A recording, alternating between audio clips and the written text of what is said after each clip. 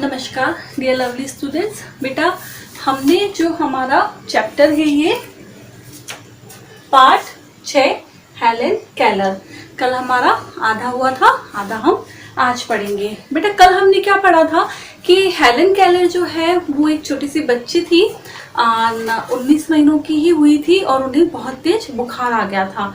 तो बुखार के कारण उतना तेज उन्हें बुखार था कि उस कारण से उनकी आंखों की दृष्टि चली गई थी, उन्हें सुनाई भी देना कम हो गया था, है ना।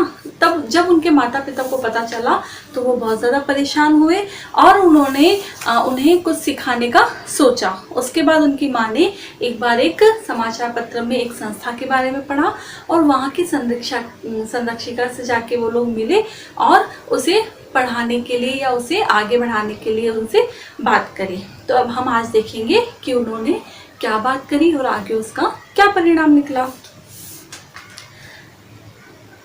एनी सुलिवन एक ऐसी गुरु थी जिन्होंने प्रेम, धैर्य व लगन का परिचय देते हुए न केवल हेलन को प्रशिक्षित किया अपितु उसकी अंधकारमय जिंदगी में उमंग और उत्साह का संचार किया। मतलब वो इतनी अच्छी टीचर थी, मतलब कि उन्होंने हेलन को इतना ज़्यादा उत्साहित कर लिया, उनमें धैर्य और लगन को इतना ज़्यादा भर दिया कि हेलन किसी भी चीज़ को करने में कतराती नहीं थी। उन्होंने कई कई घंटों की मेहनत के बाद हेलन को वर्णमाला याद करवाई, है ना। मतलब वो बहुत घंटों तक उनके साथ बैठी रहती थी, उन्हें अभ्यास करवाती थी और कई घंटों के अभ्यास के बाद उन्होंने हेलन को वर्णमाला का ज्ञान करवाया।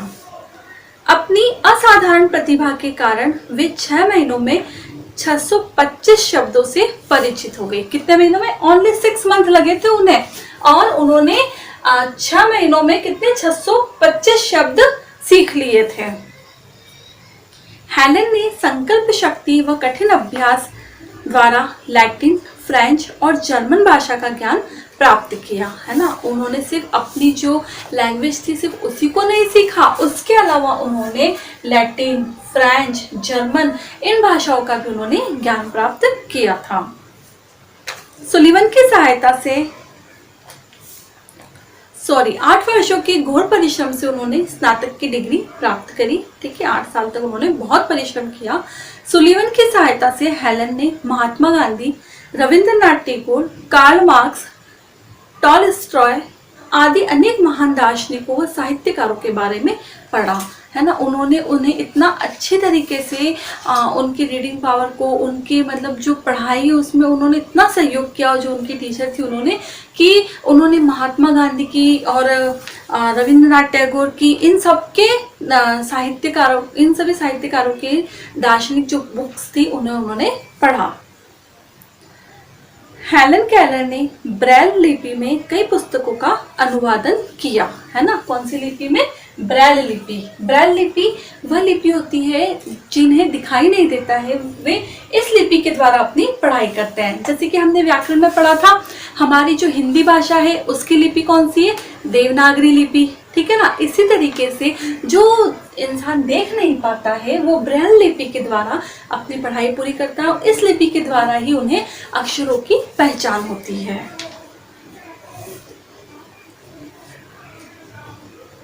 ब्रेल लिपि में कई पुस्तकों का उन्होंने अनुवादन किया और मौलिक ग्रंथ भी लिखे, है ना। उन्होंने लिखना भी शुरू कर दिया था। हेलन को घुड़सवारी का भी बहुत शौक था। किसका शौक था? घुड़सवारी का। उन्हें घुड़सवारी करना बहुत अच्छा लगता था। एक बार हेलन केलर ने एक चाय पार्टी का आयोजन किया।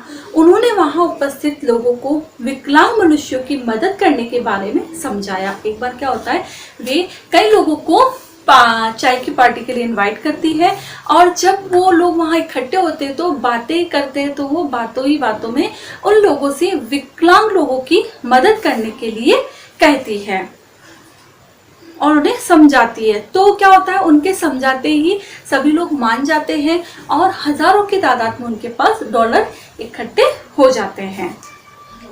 उनके समझाते ही कुछ ही देर में हजारों डॉलर एकत्र हो गए। हेलन केलर परिस्थितियों से हार न मानने वाली पहली महिला थी, है ना। वो ऐसी पहली महिला थी जो अपनी परिस्थिति से कभी भी हार नहीं मानती थी, है ना। हर परिस्थिति का वो डट के मुकाबला करती थी।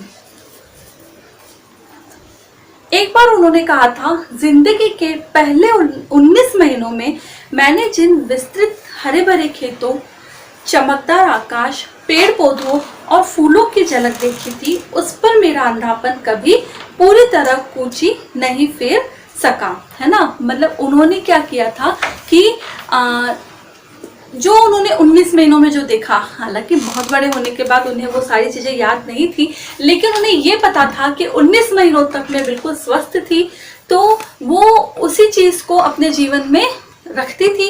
उन्हें लगता था कि मैंने बहुत कुछ देख लिया, और उन्होंने उन 19 महीनों को अपने आगे की जिंदगी में कभी भी हावी नहीं होने दिया। यदि हमने एक बार दिन को देखा है तो फिर चाहे जैसे भी दिन आए, दिन तो हमारा ही है ना। अगर हमें पता है कि आज सूर्य उदय हुआ है, आज उजाला है, तो आगे भी ऐसा ही होगा। ऐसा नहीं है कि प्रकृति की जो रचना है वो चेंज हो सकती है, हमारे जीवन में कोई चेंज हो सकता है, हमारे अंगों में, हमारे शरीर के अंगों में कोई चेंज हो सकता है, लेकिन जो प्राकृतिक चीजें हैं वो तो वैसे ही रहेगी। तो उन्हें पता है सूर्योदय हुआ है, दिन हुआ है, दिन तो आगे भी वैसे ही थे जैसे उन 19 महीनों में थे, ठीक है ना। उन्होंने इस चीज को अच्छे से समझ लिया था।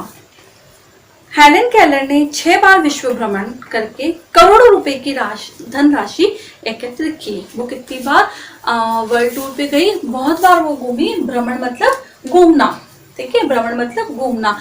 कम से कम 6 बार उन्होंने भ्रमण किया और बहुत सारे करोड़ों रुपए की उन्होंने धनराशि एकत्रित कर ली। वह विकलांगों के लिए अनेक संस्थानों का निर्माण किया। उन धनराशि को इकट्ठा करके उन्होंने अपने ऊपर नहीं बर्बाद किया, उसे अपने ऊपर नहीं लगाया, उन्होंने और जो विकलांग लोग हैं उनके लिए संस्थानों का निर्माण किया, ताकि उन संस्थानों में वो विकलांग लोग आ सके, शिक्षा ग्रहण कर सके, अपनी जिंदगी को सुचारू रूप से आगे चला सके।